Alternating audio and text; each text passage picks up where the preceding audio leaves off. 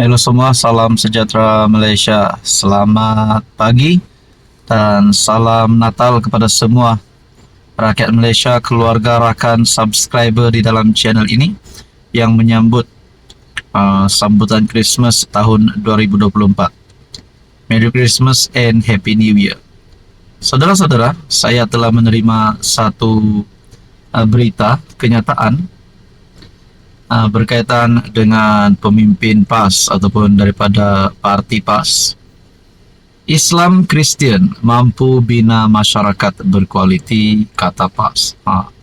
Ini satu perkara yang sangat baik. Kerana di Malaysia ini kita hidup berbilang agama, berbilang bangsa, berbilang kaum. Nah, menurut parti PAS, Islam Kristian mampu bina masyarakat berkualiti. Saya sangka, adakah PAS sebagai parti Islam di Malaysia ini telah membuka parti itu untuk ahli baru yang bukan beragama Islam. Adakah parti PAS ingin melebarkan lagi sayap parti itu ataupun membuka parti itu kepada ahli-ahli yang beragama bukan Muslim? Nah, saudara-saudara, itu hanya pandangan saya. Mungkinkah begitu? PAS percaya penggemblengan kekuatan moral dua komuniti agama terbesar yaitu Islam dan Kristian mampu membina masyarakat Malaysia yang lebih berkualiti dan bermoral. Menerusi satu kenyataan media mengucapkan Selamat Hari Christmas, Setiausaha Agung PAS Taqiyuddin Hassan berkata, PAS meraihkan dan menyambut baik aspek pengayaan pengalaman itu dan kesan positifnya ke arah pembinaan masyarakat Malaysia berdasarkan nilai-nilai agama yang luhur dan suci. PAS percaya umat Islam dan penganut Kristian mempunyai banyak persamaan, baik dari segi asas kepercayaan maupun amalan, dan mampu menyumbang kepada penciptaan negara yang lebih baik. Saudara-saudara, berkaitan dengan ini, Anda apa komen? Merry Christmas and Happy New Year. Hai, hello, salam sejahtera Malaysia, tuan-tuan dan puan-puan yang saya amat hormati semua. Saudara-saudara, baru-baru ini ada satu tulisan yang saya lihat daripada Syabuddin Husin ataupun syabuddin.com. Tulisan itu berkata, kalau Anwar yakin menang, bubarlah parlimen sekarang. Itu satu tulisan yang bagi saya amat mengejutkan saya dan amat panas. Adakah dengan ini tak sampai satu penggal, belum sampai 5 tahun, parlimen akan bubar? Nah, saudara-saudara, persoalan yang timbul adalah sekiranya Anwar bubar parlimen dan pilihan raya akan diadakan, persoalan yang paling utama, adakah kerjasama di antara PH dan BN akan diteruskan ataupun tidak? Nah, kalau tiba-tiba dibubarkan, adakah BN bertindak tidak puas hati? Adakah BN mungkin tidak setuju dengan tindakan Anwar sekiranya Anwar membubarkan parlimen?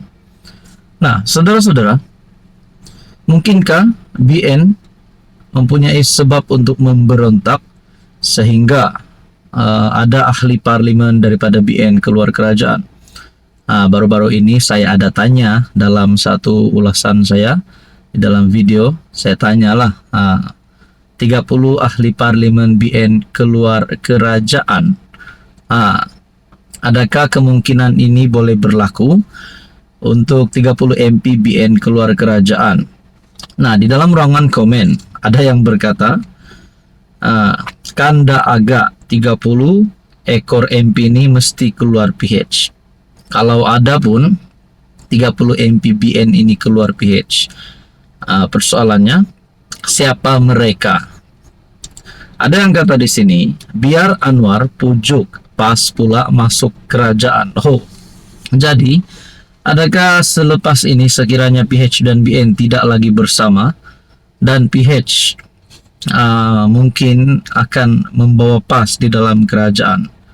Jadi adakah Anwar Ibrahim masih lagi dipandang disegani oleh rakyat Malaysia pada hari ini? Yang kita dapat lihat, walaupun ramai yang tidak suka dengan Anwar, tapi ramai juga yang suka dengan kepimpinan Anwar. Bagaimana pula kalau PAS masuk kerajaan? Nah, saudara-saudara, bagaimana kalau PAS dan PH bergabung pada PRU akan datang?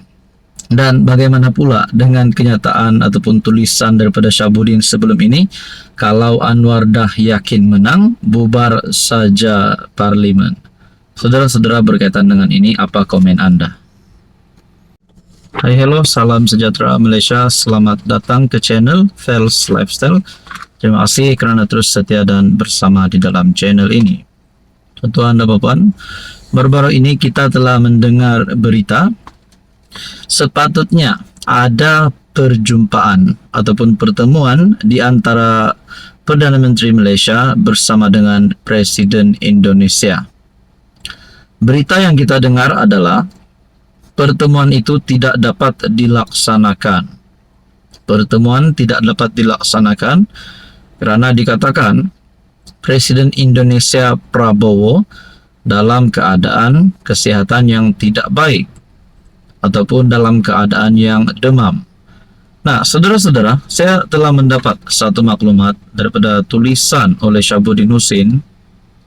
Prabowo tak demam, Anwar yang demam. Nah, jadi persoalannya, adakah di sini sebenarnya Anwar sebagai PM yang mengelak untuk berjumpa dengan Presiden Indonesia? Adakah Anwar di sini nak larikan diri ataupun takut nak jumpa dengan Presiden Indonesia? Itu soalan saya. Tapi sebenarnya saya yakin Anwar Ibrahim sebagai PM tidak akan melakukan perkara sedemikian. Kerana pertemuan di antara pemimpin-pemimpin besar negara ini adalah satu perkara yang amat penting. Prabowo tak demam, Anwar yang demam. Demikian tajuk daripada Syabuddin Husin. Bertarikh 24 Disember, Anwar sepatutnya mengadakan mesyuarat dengan Presiden Indonesia Prabowo Subianto di Langkawi.